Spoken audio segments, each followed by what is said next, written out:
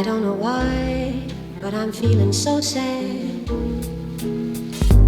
I don't know why. All right, y'all. Welcome back. Last week of your 8th grade year. You did it, almost, kind of. So just a reminder, a few things. This Thursday will be our final test. So it'll kind of be, it's not going to be an exam. It's not going to necessarily be cumulative of anything. It's just going to be on the notes since the last test.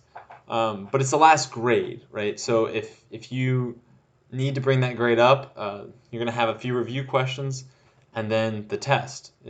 So if you recognize that the grade needs a little help there right at the end, just make sure you do really well at the test. I'm of the belief, right, that I want to see, when I used to coach cross country, I wanted to see my athletes um, finish strong. Maybe they got off to a bad start, maybe they had a bad middle of a race, but by gosh, by golly, right, if they could finish that race strong, I was proud of them. What I'm trying to say is, if you've been struggling, but you do really well on this last test, maybe I go, wow, he could have given up at the end, but he didn't. Maybe he does deserve that little extra boost to get him over into the C to B range or the B to A range, right? So don't coast through the finish line. Make sure you finish up hard. Okay, today is our last look at Unit 17. These are kind of abbreviated units to make sure we could get in all that we could. And today we're going to be looking at the early life of Christ. And it's going to be short because there's not a lot to say about the early life of Christ because we don't know a lot about the early life of Christ. You'll notice on the next slide we talk about it being the hidden life of Christ. And there's only a few key moments, the first of which is the presentation of Jesus at the temple. Now, you can kind of think of this as maybe baptism today. There is a baptism that's going to happen later, right, with John the Baptist. But you could think of being presented at the temple as kind of like a recognition that this child is marked for God, giving thanks to God for the birth of the child. And you usually bring an offering, and Mary and Joseph, they're on the poorer side, so their offering, I believe, is just, these 2 birds, and that's you couldn't afford the bigger offerings. That was what you brought, and they meet a character there who, this is an interesting figure. His name is Simeon, Saint Simeon, and he had asked God to keep him alive until he could see the Messiah, the Christos, right? And when he sees Jesus being presented at the temple, he recognizes immediately that this is the fulfillment of the Davidic covenant. This is the guy, that this is Jesus, he's the Messiah. And it's one of these first moments in the gospel where, obviously the nativity, we talked about the wise men yesterday, but it's one of these other clear markers like, hey, guys, this is him. This is the main guy. And remember, the mission of the Gospels was to spread that good news that Jesus really is the Messiah.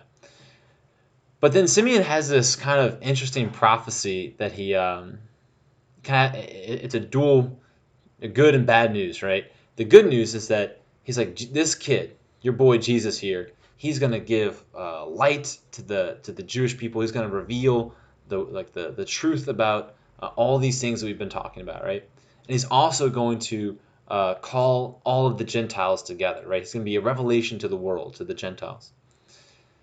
But he's also going to divide Israel. And it's like, well, wait a second. Hold on. I thought that he's going to be the fulfillment of the Davidic covenant. It's going to unify everyone, including the Gentiles, right? What's going on here? How could he divide Israel? Well, we know how the story plays out, right? I think it's still behind me over there, the crucifix. Some people don't always agree with the things that Jesus is doing. And so there's this sign of contradiction there, that at one point, or on one hand, Jesus is going to unify the entire world. On the other hand, he's going to divide the whole world. You can almost see that today, though, right? Think of the way that Christianity is treated in the media. Think of the way that if you express beliefs in the Christian principles, how easily you're mocked and derided in popular culture, right? Even to this day, this prophecy is playing out, before our eyes. So, kind of interesting there. Other thing going on, Herod the Great, he's insane. And I mean that like he's actually insane. Like, not like, oh man, he's insane. He's sick. Like, he's really sick. He murdered his own children. And in this case, he's asking for the murder of all male children in Bethlehem because he hears these rumors of this king that's going to maybe threaten his throne. Of course, we know all the way up until Christ's death that his throne is not this earthly throne that Herod's worried about, that Pontius Pilate might be worried about. But what happens in this moment is that because of this threat, Joseph is informed by an angel and takes Mary and Jesus to safety in Egypt. Of course, if you're a close listener to the Old Testament, you're noticing this same descent pattern, right?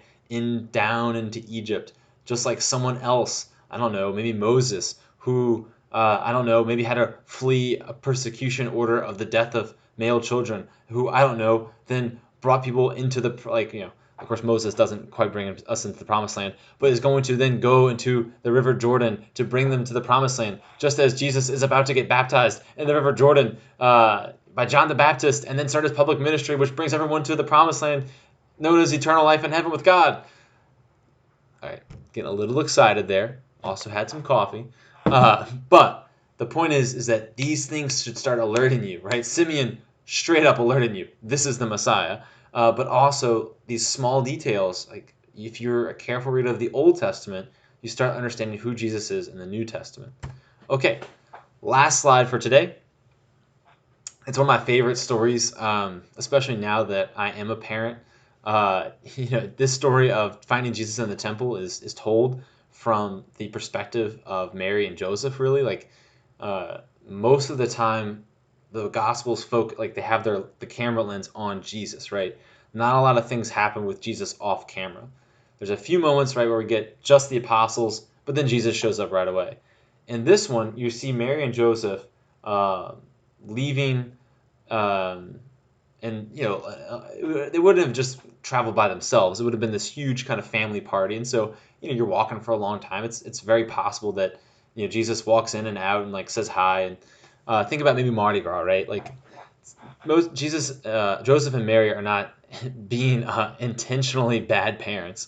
It's just there's a lot of people around and they lose track of Jesus, and they realize that they don't have him. So they go back and they find that Jesus is in the temple preaching. He's a kid. Made sure I put that in there. He's just a kid and he's teaching the best scholars in town. Like, you got to think. This is like going to Harvard, right? It's not just a temple, it's the temple, and he's telling the guys how it is. Now, it's a little bit of cheating on Jesus' part because he's God. He already knows all the scriptures because, he's God. At the same time, right, he's also human, and so he's just talking with the boys about the scriptures. But he has this great line, right? When Mary and Joseph say, where have you been? And he says, and don't try this with your parents, but he says, why would I not be in my Father's house? Now, you can read that and say, Jesus is just saying that God is our Father and we should obey him. But that language of God as our Father is not necessarily commonplace as it is today. The Our Father hasn't been written yet because Jesus hasn't told the apostles it yet. Jesus is the one who starts referring to God as our Father so frequently. And so it's this interesting key moment again where Jesus is saying there's something about him and his relationship to God, the Trinity. And of course, this idea too that he is the center, the fulfillment of the scriptures. He's telling the greatest scripture scholars how it is because he is it. He's the central figure of the scriptures. Now that's it. That's the last recorded moment we have of Jesus's young life. And we don't get anything else until his public ministry. And we'll look at that in Unit 18, although we'll start it tomorrow. And it kind of can be confusing, right? Like his hidden life, what happened? What was his schooling like? I think we looked earlier in the year, we looked at a picture of Jesus playing soccer or something like that. One thing to take away from this is the fact that Jesus lived a life just like us. That you guys right now, you're not on the public stage. Especially as 8th graders, you're not the leaders of the school just yet. You might be Peter. Just calm down. You might be. But right now, your task isn't to be the leaders of whatever. It's to learn, to grow, to figure out who you are and what God's calling you to. And Jesus is no different. And that's another important moment to realize, or key point to realize, is that yes, Jesus really is God, but he's also fully human, 100%, 100%, right? He experiences life just like we did. He didn't fast forward to his adulthood. Now, the Bible does, the Gospels do, right? But Jesus lived a normal kid life, a normal teenage life, a normal young adult life. And then when it was time for him to do the thing he was called to do, he went about and did it. But you should take some kind of comfort in that whatever it is that you're going through, you could say like emotionally or whatever, chances are Jesus, as a normal human teenage male, went through something very similar. And so again, we have that line here. He's just like us. All right, guys. So that's it for today. Tomorrow we will begin Unit 18. And just remember, test is on Thursday. So if you need to bring that grade up, now's the time to kick it into gear, finish the fight, run the good race, and I will see you in the next one.